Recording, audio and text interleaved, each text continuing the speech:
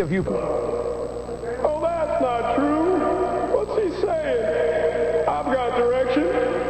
I know what I'm doing. I know where I'm going.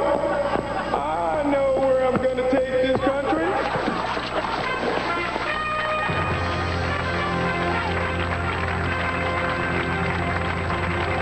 Ladies and gentlemen, Mr. Rush Limbaugh. Got to start off tonight with the latest on Armed Forces Radio and Television. Now, earlier today on our radio show, we dealt with news, the latest news available to us at that time. And here's basically what it was. The member of Congress, Robert Dornan, who's an occasional guest host on my radio program, sent a letter to the Secretary of Defense, Les Aspin. This letter was signed by about 71 members of Congress, a couple members of the Senate. And by the way, that number is not the total number he could get. That's just the most he could get on the last day Congress was in session. He expects this letter to be signed by fully 200 to 300 members of the United States Congress. And the reason he's sending the letter is that the Rush Limbaugh radio show and the Rush Limbaugh TV show are not available on Armed Forces Radio or Armed Forces Television. And he's traveled the world since August. Been out on a fact-finding mission. He's been to India, he's been to Egypt, Pakistan, he's been over at the Far East, he's been in Somalia. Because everywhere he goes, there are men and women in uniform who are watching videotapes of this show that their families have sent them, and they're listening to audio tapes of the radio show their families have sent them, and they see him and they know that he's a guest host of the radio show, and they take a copy of my book up to him and say, "Here, Congressman, would you sign this for me, please?" And he says he's been just overwhelmed with the number of people who want to see and hear the Rush Limbaugh shows, and the United States Armed Forces Network is not making them available. So the letter goes out, and yesterday at the Pentagon, Kathleen Delaski, who is the Pentagon chief spokesman, was asked about this by a couple members of the press. So we have two clips from Kathleen Delaski as to how she dealt with this, and I want to show you both clips because there's updated information from what she says here, but this will put it in perspective for you as we move on. Watch clip number one. Rush Limbaugh fans may be sad to learn that the latest survey of randomly selected military audience members showed that at least for the Rush Limbaugh TV show, only 0.02% of them wanted it on the Armed Forces Television, American Forces Radio and Television Service. I don't think this is so much a swipe at Rush Limbaugh. It's more of an issue of the interest in talk radio in general on our broadcast service. Apparently only 3.9% asked for any talk radio show at all. So they're mostly, the interest is sports and music. Okay, now we have been on the phone all afternoon since I arrived here at the TV studio. We've been on the phone with Kathleen Delaski and with the Defense Department over at the Pentagon, and they have done a total mea culpa. These numbers are all wrong. And I want to play one more cut from Kathleen. I'll give you the details after the second cut from Kathleen Delaski. Watch this one.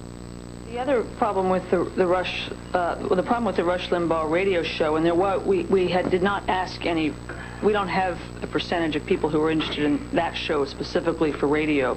We only had the general. When asked, "Do you want talk radio programs?" we only got 3.9% that said yes. The other problem with the Rush Limbaugh radio show is that it's 3 hours long, and when you have only you've got one channel basically and limited amounts of time. Apparently we had a discussion with the Rush Limbaugh producers back in June about could you offer a much abridged version, and at that time the answer was no. Nobody can remember that phone call. I called the management team at EIB and at radio. Nobody remembers telling anybody at the Defense Department that we wouldn't give them 3 hours because we'll give them whatever they want. We demand our commercial stations carry all 3 hours, just like every other syndicator of a radio program does. But if the Armed Forces Radio Network wants it 30 minutes, we'll give them 30 minutes. This goes back to the Gulf War. This whole thing starts at the Gulf War when I mean, if there's a hawk on American radio and TV, it's me. Everywhere else in the media, all during Reagan and up through Bush, most of the media is opposed to the military. The media is the focus of the military is the focus of evil. They're cruel, they're mean, and all that. And this is the one show which celebrates and honors the men and women who've offered their lives in sacrifice, who've given their lives in sacrifice, and their families. And we just couldn't understand what this was all about. So I called, and nobody can remember this conversation where we said, you got to take it all. We really wouldn't say that. Now, as to these numbers, I have here the actual surveys. I got them. They faxed us the surveys. And what's really amazing about this, she said that 0.02% of the respondents in the military want the TV show. Well, we got this, and it's not 0.02, it's 0.2. That's a shift of 18%. So instead of 0.02%, it's 20% want to see the TV show. But here's the question. What single thing could your Armed Forces Radio TV Service TV station do to make viewing more entertaining or informative? And they list all these generic things, from nothing to make schedules of programs available to more sports, less sports, more movies, less movies. And then it says down here, get Rush Limbaugh.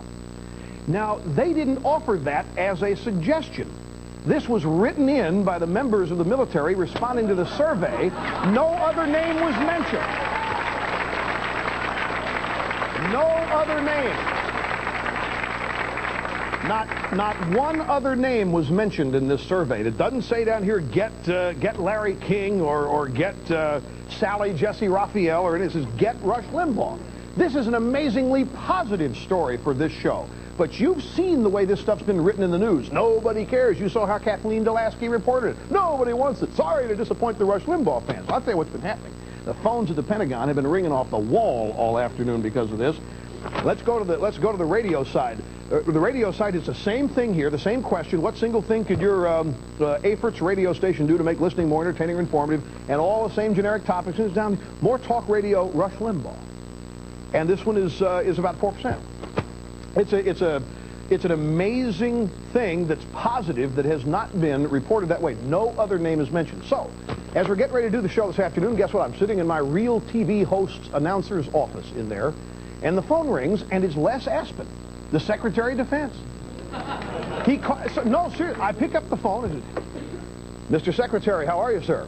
And he's going, ho, man, I tell you what, I love your show. I'd listen to you in Wisconsin. You come in loud and clear out there. I agree with what you're saying. You're funny. I said, look, Mr. Limbaugh, we've got to do something about this because it's just clear that there's been some miscommunication here on the length of time of your show and all that. We've got to find a way to get this, and we're going to work real seriously on this. We really are. But you've got to understand that we have a serious balance problem. We've got to balance everything we do on our network. And I said, Mr. Secretary, with all due respect, if you think you can't find a liberal to balance me, why don't you try Peter Jennings? Just rerun the ABC News after you run my show. I said that to him. And then I said, if that doesn't do, run Dan Rather and Connie Chung. And if that doesn't do, try Brokaw. But the problem you're having is that none of the liberals out there will admit that that's what they are.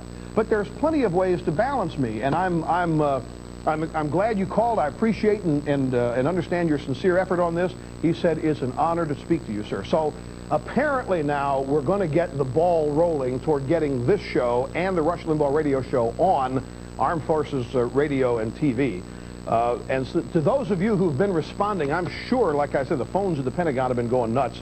And to Congressman Dornan and all of those who signed the letter that he wrote, you have our deepest and sincere thanks, because the United States military is something that this program, everybody that works on it, same with radio, has the deepest respect for, the most profound admiration.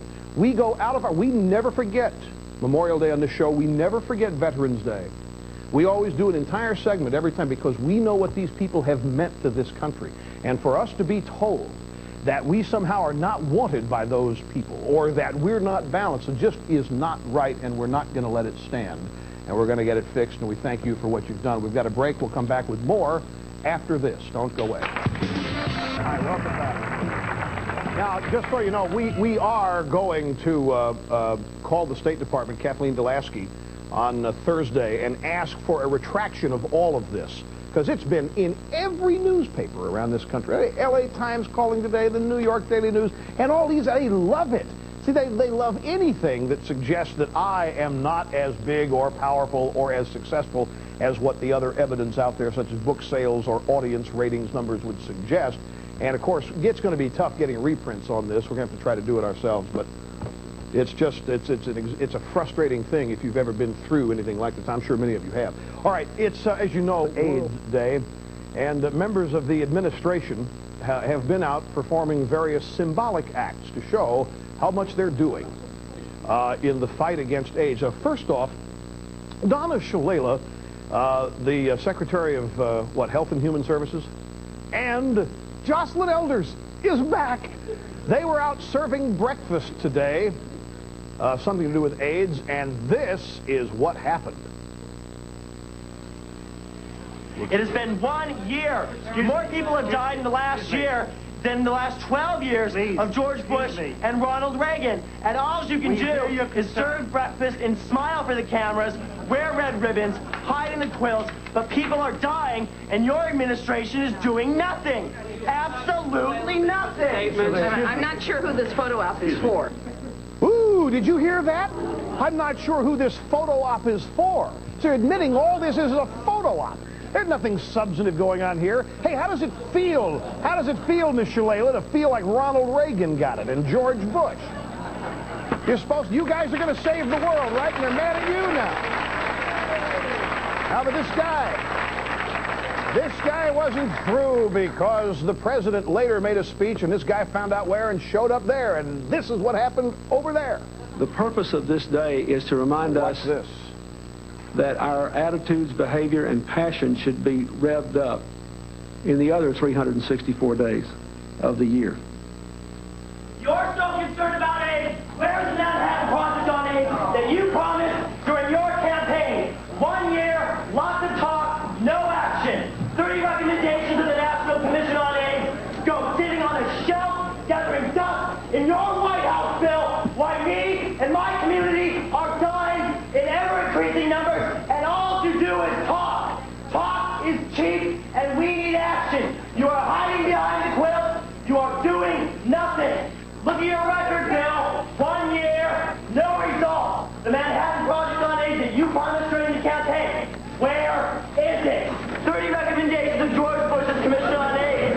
You promised to implement them during your campaign. Where are they? 1 year. Slick Willie. The Republicans were right. You are doing nothing. Why we die? You are sitting on your hands, talking cheap. We need action. It's time to put up or shut up, Bill. Put up or shut up. The Manhattan Project on AIDS. Research, we need it now. Man, oh man, it is so nice to see those people yelling at them for a change. But you know something? I'll tell you, I have to tell you something here really quickly, folks. The simple fact of the matter is that I just saw a story on TV. San Francisco young gay men are just going crazy in those bathhouses out there with unprotected sex. And the one thing these people have never, ever recognized or realized is that it's their own personal responsibility that's going to be the biggest factor in all this, because this is a virus, and there's no virus that's ever been cured by man, and this one is not going to be cured, if ever, for a long, long time. And the idea that Bill Clinton was going to get something done in a year, who were these people kidding? Now, how did he respond? How did the president respond? This is choice. Watch this. The fact that he's in here expressing his frustration, to me, means at least that they expect me to do something, which is a step forward. I don't take it personally.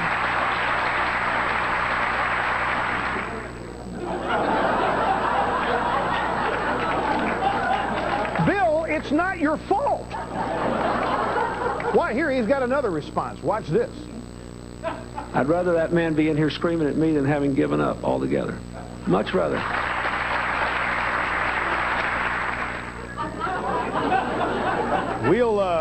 Speaks for itself. Be back after this with more on the way. Welcome back to Rush Limbaugh Television Show. It's World AIDS Day. And what do you think the biggest thing you can do on World AIDS Day is? You can promote the use of condoms, apparently, because there's a big celebration worldwide.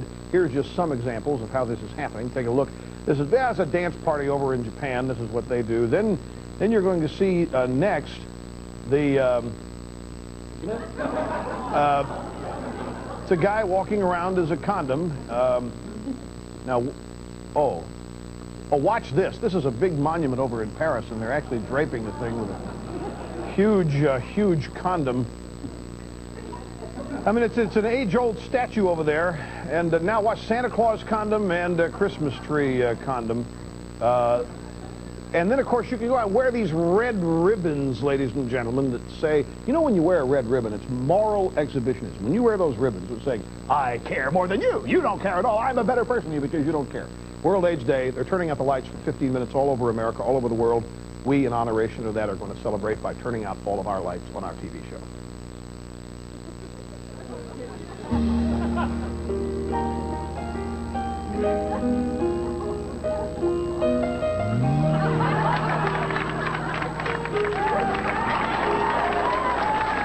Oh, no! Services provided. Weekdays from 11 to 2 on Talk Radio WNFL 1440 and on News Radio 1490 WOSH.